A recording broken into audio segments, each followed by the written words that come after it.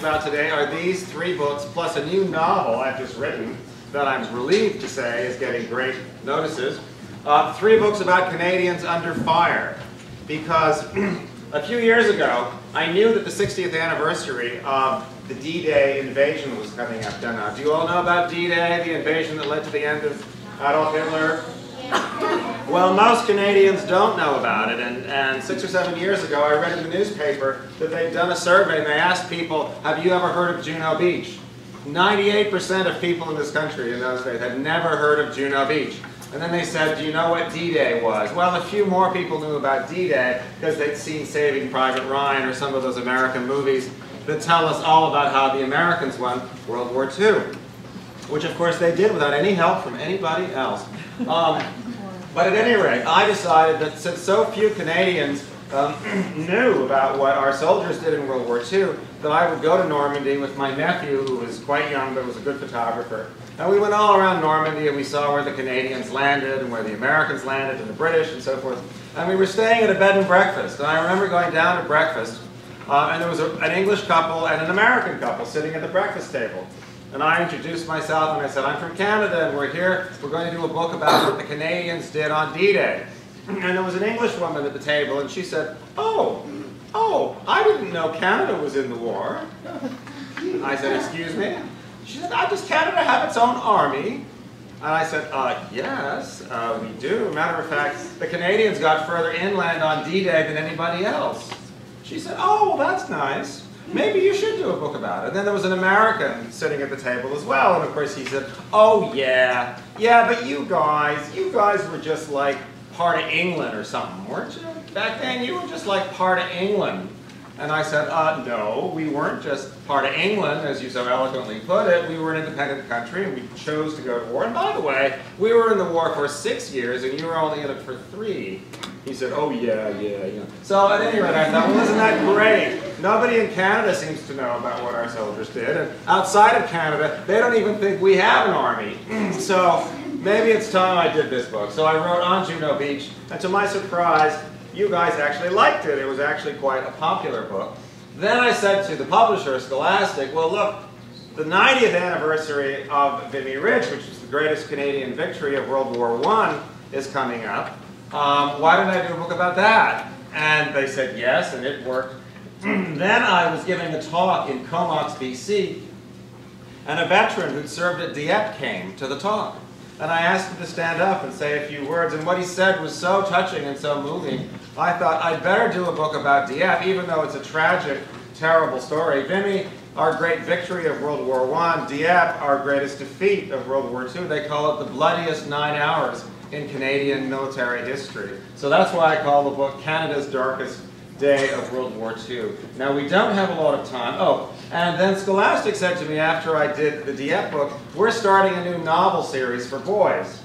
The girls like Dear Canada a lot. Some boys like them too, but they're usually about girls. So we're going to start a new series called I Am Canada. And we'd like you to do the first book. And why don't you do something about Canadians under fire? And I immediately said, well, I want to do Dieppe, because I had met all of these wonderful veterans, now old men, who had incredible stories you wouldn't believe of what they endured during, before, and after the Dieppe raid.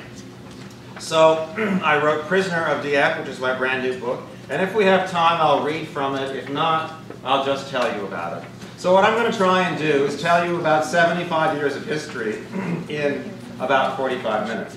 So, because I strongly believe, as most historians do, that World War I and World War II are essentially one conflict, one 75-year conflict. It started in 1914. They called the first war the war to end all wars, the Great War, but instead it was the war that started a lot of other wars and really proves that war doesn't solve very much at all. Now, how many people here were born in the 20th century? How many here are over the age of 10 or older? Just about all of us. So everybody holding up their hand was born in the 20th century, right? Even really old people like me. Even my mom, who's 93 years old, she was a baby of the 20th century as well. So it's something most of us have in common. We were all babies of the 20th century. And if there's one thing you need to know about the history of that century that most of us were born into, It's that the history of that century is dominated by 75 years of terrible war in which tens of millions, hundreds of millions of people were killed. But through that conflict, in those conflicts, in which Canada gave more than any other Allied nation, we lost more soldiers than any other Allied country in those two wars. Again, something that most people don't know. We really emerged as a nation in our own right, as a nation separate from Great Britain. So the history of this period of the 20th century is very meaningful to us as Canadians. So let's go back to the day it all started, August 4th, 1914. This is the headline of the Globe, the Toronto Globe, which is now called the Globe and Mail. They call it Canada's national newspaper. And this is the headline: Great Britain and Germany are now at war. The bulwark of Britain's empire goes forth again to battle. Now, what country isn't mentioned anywhere in the headlines? What country isn't mentioned? Yes. Yes, you.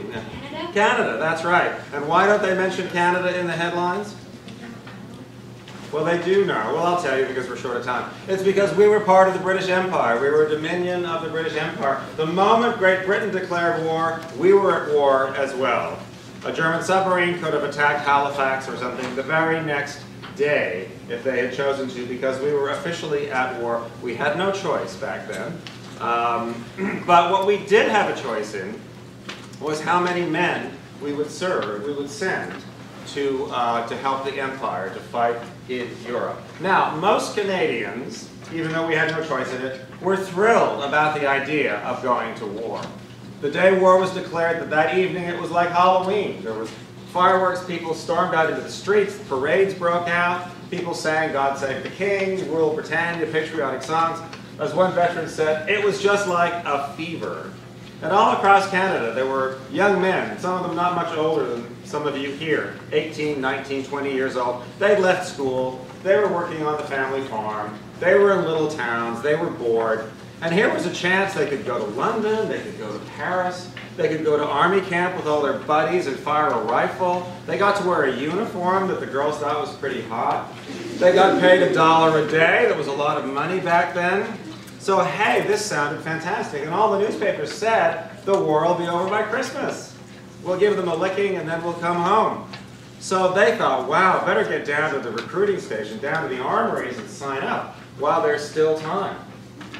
Now, the bully of Europe, which is what most Canadians thought Germany and Austria were, was best represented, not necessarily true, I hasten to add, they were just challenging Great Britain by building battleships almost as big as Great Britain's. And the leader of Germany at the time was this man. Does anybody know his name? Yes? Hitler. Yeah, anybody else? Anybody else? Okay, well, it's not Hitler. It's an earlier German leader with an equally bad mustache. His name was Kaiser Wilhelm II. Kaiser means emperor in German. He was the emperor of Germany. And believe it or not, he was a cousin, a full cousin of our king, King George V, and a full cousin of the Emperor of Russia, Tsar Nicholas II. Because have you all heard of Queen Victoria? Yes. Right. Well, Queen Victoria had a lot of daughters, and she married her daughters off to the princes of all the royal houses in Europe, because people were ruled by kings and queens in those days. So it meant that the emperors of all the great European empires were cousins. It didn't stop them from tottering towards war, into a war that would destabilize the world for almost the next century.